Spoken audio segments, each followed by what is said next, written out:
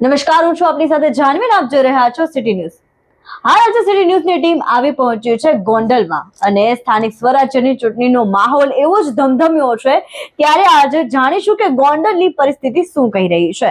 ત્યારે આજે આપની સાથે જોડાયા છે 30 શિવરાજગઢ જિલ્લા પંચાયતના નીડર અને નિષ્ઠાવાન ઉમેદવાર એવા રાજેશભાઈ લાલજીભાઈ શકિયા. આપનું સ્વાગત છે અમારા સિટી ન્યૂઝમાં. જી બેન, નમસ્કાર આપને અને આપના દર્શક મિત્રોને.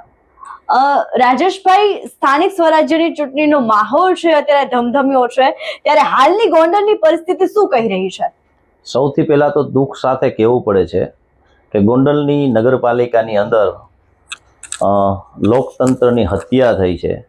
જે રીતે દાબ દબાણ કરી અને લોકોના અપહરણ કરી અને જે પ્રકારે ફોર્મ છે એ પરત ખેંચવામાં આવ્યા છે, જેથી 50% વધુ વિસ્તારમાં લોકોને મતનો અધિકાર નથી રહ્યો. એટલે લોકતંત્રની પહેલાં અમારા ગોંડલમાં લોકોની હત્યા થતી જોઈતી, હવે આ લોકતંત્રની હત્યા થઈ છે. એટલે આખું જે લોકોનું મનસ છે એ નિર્વસ થઈ ગયું છે શહેર વિસ્તારની અંદર.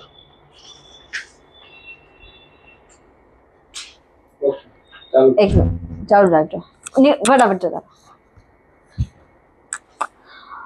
તમે એમ કઈક કહી રહ્યા છો કે ભાઈ લોકતંત્રની હત્યા થઈ રહી છે, તો આમાં કાયદો અને વ્યવસ્થાની સ્થિતિ ક્યાંક ને ક્યાંક અહીંયા કામ ન કરતી હોય એવું કહી શકીએ?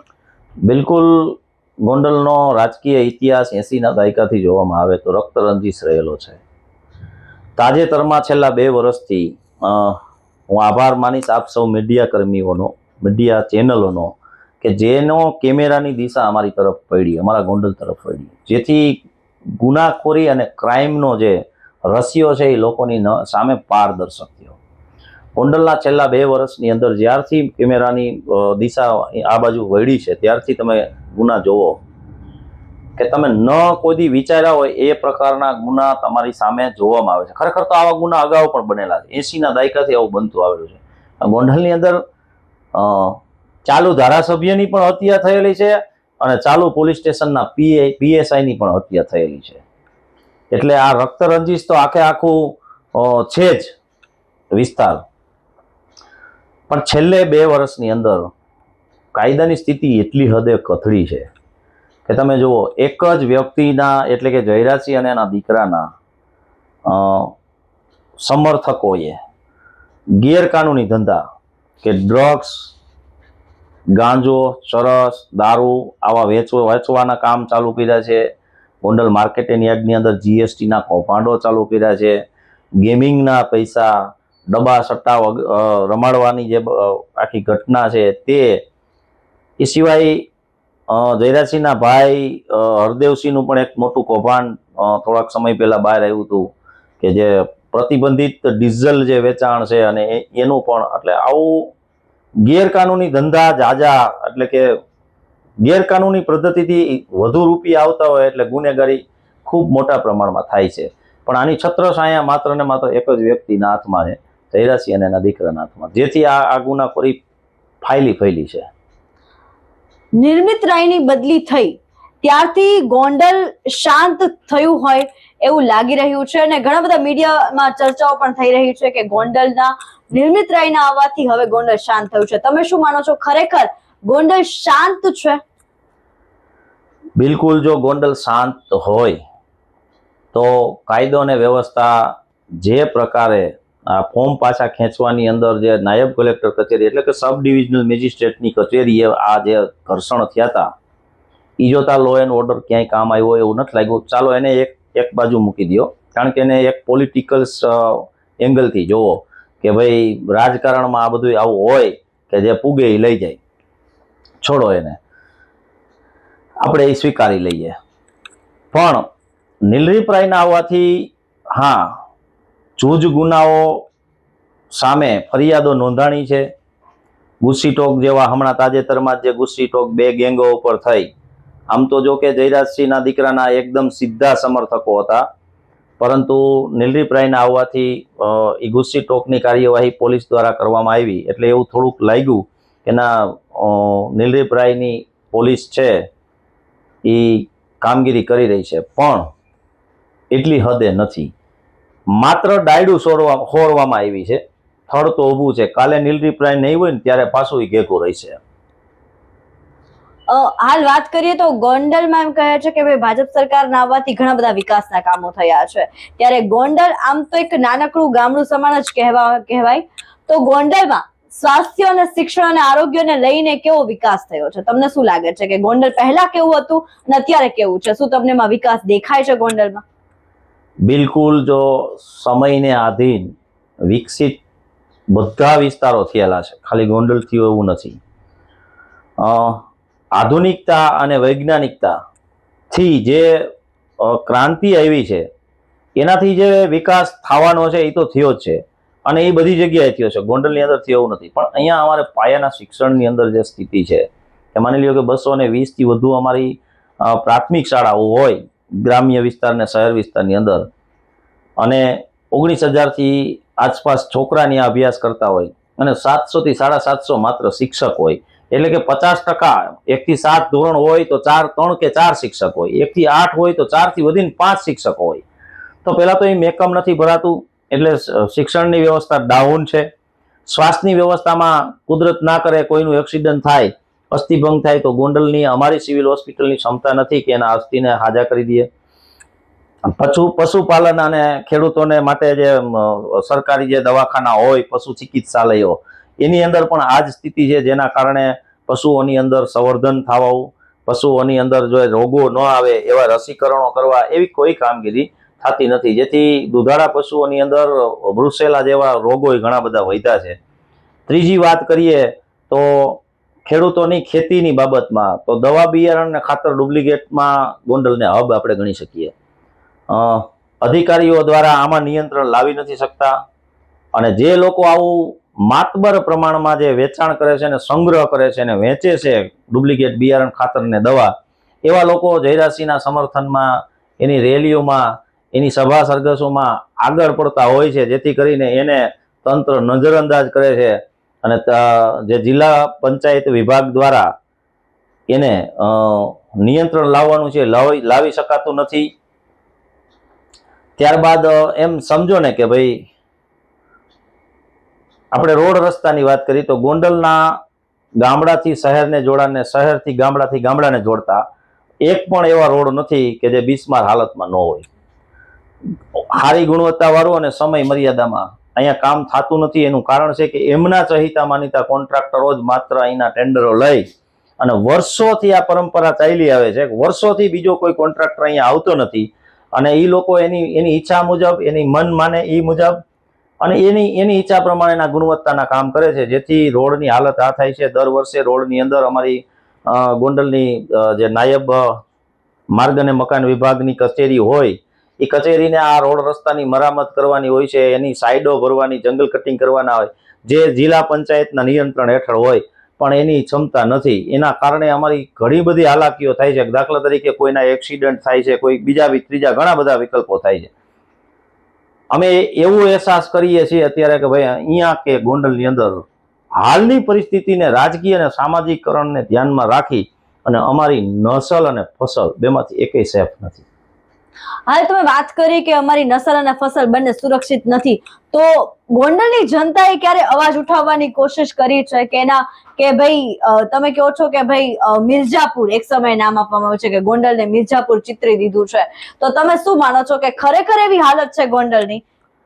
બિલકુલ. ગુનાખોરી જોતા મિર્ઝાપુર સાથે સરખાવાળા લોકોને આપણે રોકી શકતા નથી, પરંતુ હું વ્યક્તિગત રીતે મિર્ઝાપુર શબ્દથી, એટલે કે એટલા માટે મિર્ઝાપુર શબ્દથી કે દેશને એક્ઝામ્પલ આપેલું છે કે અહીંયા ગુનાખોરીનો આવો સ્ત્રોત અને ગ્રોથ છે, એટલા માટે હું મિર્ઝાપુર મારા ગોકુળિયા ગોંડલને નહીં કહી શકું અને કેવા વાળાને સમર્થન પણ નહીં આપી શકું. પણ હું એને રોકી એટલા માટે નથી શકતો કે ગુનાનો રેકોર્ડ સામે છે. એક કોન્ટ્રાક્ટર ગોંડલ નગરપાલિકાની અંદર કામ કરવા આવે છે, એને ટેન્ડર નથી લેવા દેવામાં આવતું, એને મારવામાં આવે છે, અને એને બળજબરીથી ચીફ ઓફિસર પોતે અહીંયા કે લઈ આવી અને નોટરી કરાવી અને એને એમ કહેવામાં આવે છે કે ભાઈ મારે આ ટેન્ડર નથી રાખવું. આવી ગુનાખોરીઓ ભ્રષ્ટાચાર માટે થતી હોય ત્યાં હું મિર્ઝાપુર કહેતા કોઈને રોકી નથી શકતો. એ મારી મજબૂરી છે. હાલ તમે કોંગ્રેસ પાર્ટી સાથે જોડાયેલા છો, તો તમે કોંગ્રેસ પક્ષને તમારું પસંદગીનું કારણ શું? બિલકુલ. જો ભારતીય રાષ્ટ્રીય કોંગ્રેસ પાર્ટી છે એ ભારત દેશના સ્વતંત્રતાની ચળવળથી ઊભી થયેલી પાર્ટી છે. એને દેશને લોકતંત્ર આપ્યું છે, એને સ્વરાજ્ય બનાવ્યું છે. એને ઘણા બધા જે ભારતવાસીઓના કાયમીના માટે જે ઉપયોગી થાય એવા યુનિવર્સિટીઓ, ડેમો અને એ બધા કામો એને કર્યા છે. ઐતિહાસિક ભારતવાસીઓ માટેના નિર્ણય લીધેલા છે અને મહાપુરુષોએ પણ આ પાર્ટીની અંદર રહી અને પોતાની ભારત દેશને જે આપવાની છે એ પદ્ધતિને સ્વીકારી છે. એટલા માટે હું ભારતીય રાષ્ટ્રીય કોંગ્રેસ પાર્ટી સાથે છું. અને વિશેષ તમને જણાવું કે ભારતીય કોંગ્રેસ પાર્ટીએ ગાંધીજીએ અહિંસાનું બિરદું આપ્યું છે. આજે ગાંધીજી આપણી વચ્ચે નથી, પણ એના વિચારો અહિંસાવાદી છે. આ પાર્ટી ગાંધીજી દ્વારા અને એના અહિંસાનો વિચારો દ્વારા ઈસ્ટ ઇન્ડિયા કંપનીને એટલે કે અંગ્રેજોને ભગાડવાનું કામ એને કર્યું છે. એટલે હું એ પાર્ટીને સાથે કાયમી છું. હાલ તમે અત્યારે પ્રચાર માટે જ્યારે લોકોની વચ્ચે તમે જઈ રહ્યા છો ત્યારે લોકોનો રિસ્પોન્સ આપના પ્રત્યે કેવો હોય છે? લોકો તમને મત આપે તો શું કામ આપે? બિલકુલ. જો લોકોની અંદર એક આશા છે, લોકોને ખબર છે કે અવાજની જરૂર છે, સત્તા ઉપર ખુરશી ઉપર બેસનારની જરૂર નથી. લોકો એવું ઈચ્છે છે કે 32 જિલ્લા પંચાયતની અંદર 31 ભલે આવે ગમે તે, પણ એક તો એવો આવવો જોઈએ કે 31 ને આ ભ્રષ્ટાચારના દરવાજાથી બહાર નીકળતા પહેલા 17 વખત વિચાર કરવો પડે. એવા આશયથી મને લોકો જોવે છે, લોકો વિચારે છે. અને અહીંયા છે કારણ, આ પ્રકારે મને જોવાનું કારણ છે કે દાખલા તરીકે એક એક્ઝામ્પલ આપું તો અમારા ગોંડલની અંદર 5 જિલ્લા પંચાયતની બેઠકો છે. આવું દુનિયામાં ક્યાંય નહીં હોય. 5 જિલ્લા પંચાયતની બેઠકો છે. ગયા કાર્યકાળમાં જે લોકો સત્તા ઉપર હતા એમને પૂછજો. સર્વપ્રથમ આ જયરાજસિંહ પાસે જમા કરાવવાની, ત્યારબાદ જયરાજસિંહ નક્કી કરે કે કયા ગામમાં કેટલી દેવી. એને સ્વતંત્ર પાવર નથી. એટલે લોકોએ અનુભવ્યું છે, એને ધારેલા કામ નથી થયા, એને મળવાપાત્ર ગ્રાન્ટો નથી મળી, એને જે અવકાશો હતા જે જિલ્લા પંચાયતના માધ્યમથી એ પૂરા નથી થયા. એટલા માટે મારી ઉપર આશ છે અને એટલા માટે મને લોકો છે એ એવી નજરથી જોવે છે કે ભાઈ આને એકને ધક્કો મારીએ. અત્યાર સુધીની બિનહરીફ જેટલી સીટો થઈ છે એટલે બધાને ખબર છે કે ગોંડલમાં ભારતીય જનતા પાર્ટીનું વર્ચસ્વ છે. પણ આ વર્ષે કોંગ્રેસે પણ હાથમાં બીડું ઉપાડ્યું છે. તો તમને શું લાગે છે કે ભાઈ ભાજપ અને કોંગ્રેસની ગોંડલમાં કાટેકી ટક્કર હશે આ વખતે ઇલેક્શન માહોલમાં? બિલકુલ. ગોંડલ નગરપાલિકાની અંદર તો આપ જોઈ રહ્યા છો કે અડધાથી વધુ બેઠકો બિનહરીફ થઈ છે, પણ જે બેઠકો બિનહરીફ નથી થઈ ત્યાં લોકો અડગ લડી રહ્યા છે. કોંગ્રેસના સૈનિકો સામદામ દઢ ભેંતની નીતિ અપનાવવામાં આવે છે. ભારતીય જનતા પાર્ટી કોંગ્રેસને જ ટાર્ગેટ કરે છે, કારણ કે ભય પણ એને કોંગ્રેસનો જ છે. કોંગ્રેસ હકવાદી પાર્ટી છે. કોંગ્રેસના સૈનિકો હક માટે લડે છે. પણ બીજા કોઈ લોકો ભારતીય જનતા પાર્ટીમાં તો ભ્રષ્ટાચાર માટે જ જવાનું હોય, તો જગ જાહેર છે, એમાં કોઈને કહેવાનું ન હોય. 80 વર્ષના બાબાથી માંડીને 7 વર્ષના છોકરાને પૂછો તો એમ કે ત્યાં જાઓ એટલે વોશિંગ મશીન છે, ગમે એટલા મેલા હોય ચોખ્ખા થાવ. પણ જે બીજી પાર્ટી આમ આદમી પાર્ટી છે એ તકનો લાભ લે છે. ઘણી બધી જગ્યાએ અમે કોંગ્રેસે ગઠબંધન કરીને સારા અને નિષ્ઠાવાન લોકો છે એની સામે ઉમેદવાર પણ નથી રાખ્યા, પણ તકની રાજનીતિ તો ત્યાં થાય જ છે. તો આમ આદમી પાર્ટીમાંથી બી ફોર્મ ખેંચાવવામાં આવ્યા છે, કોંગ્રેસમાંથી બી ફોર્મ ખેંચાવવામાં આવ્યા છે. તો તમને શું લાગે ઉમેદવારો કેવા હોવા જોઈએ? પાર્ટીને કેવા ઉમેદવારોની ખરેખર જરૂર છે ને કેવા ઉમેદવારો હોવા જોઈએ? કારણ કે આજે કોઈ બિનહરીફ સીટ ક્યારે જાહેર થાય કે જ્યારે કોંગ્રેસ પાર્ટીના ઉમેદવારોને ખરીદી લેવામાં આવે અથવા એના ઉપર એવું કોઈ દબાણ કરવામાં આવે, તો જ્યારે ઉમેદવારો જ પાર્ટીની જે લીડર હોય એ જ લડી શકે ને સામે અપક્ષમાં. તો હવે અપક્ષના ઉમેદવારો જો રણ મેદાન છોડીને ભાગે તો લોકોને વિશ્વાસ કોની પર કરવાનો? બિલકુલ. આપે કીધું કે આમ આદમી પાર્ટીએ ગોંડલ નગરપાલિકાની અંદર માત્ર 2 જ એવા ઉમેદવાર ઉભા રાખ્યા હતા કે જે જગ્યા ઉપર કોંગ્રેસના સનિષ્ઠ નીડર અને બાહોશ વ્યક્તિ જે લડતા હતા ત્યાં આમ આદમી પાર્ટીએ એને ચૂંટાઈને નગરપાલિકાના સદસ્ય ન બનવા દેવાના આશયથી એને ત્યાં મૂકેલા છે. એટલે ગોંડલ નગરપાલિકાનું ચિત્ર તમને મેં ક્લિયર કરી દીધું. તાલુકા વિસ્તારની અંદર એમની એક બેઠક માત્ર જે દાળિયા 4 છે એ બિનહરીફ થઈ છે. એમાં કોંગ્રેસના ઉમેદવાર પણ કોઈ અજાણ્યા વ્યક્તિ હતા જે વિચારધારાથી જોડાયેલા નહોતા. જે જડ્યા હતા તેને અમે પરમિશન આપી હતી એવું કહી તો કહેવાય. એ લોકોએ બિનહરીફ કરેલી છે. અને બીજું હું તમને કહું તો અહીંયા ઘણી ખરી રાજનીતિ જે પક્ષની વિચારધારાની હોય છે, અહીંયા એવું નથી. હાલ મારો છેલ્લો સવાલ આપને કે ગોંડલની જનતાને અને આપ એક કોંગ્રેસના ઉમેદવાર તરીકે હવે મેદાનમાં ઉતર્યા છો, તો મતદારો માટે આપના તરફથી કોઈ સંદેશ કે આપના તરફથી કોઈ અપીલ? બિલકુલ. હું સૌથી પહેલા તો મતદારોને સંદેશ આપવા પહેલા પાર્ટીને સંદેશ આપીશ, ભારતીય જનતા પાર્ટીને, કે જો તમારે ટ્રાય કરવી હોય તો કરી લ્યો. ગોંડલની અંદર જયરાજસિંહની ટિકિટ કાપશો તો તમારા પક્ષની વિચારધારાવાળા કોણ છે એની તમને ખબર પડી જાય. 10% પણ નહીં વધે. કોંગ્રેસની વિચારધારા સાથે જોડાયેલા જે કોઈ છે એ કાયમી રહે છે અને રહેતા જ હોય છે.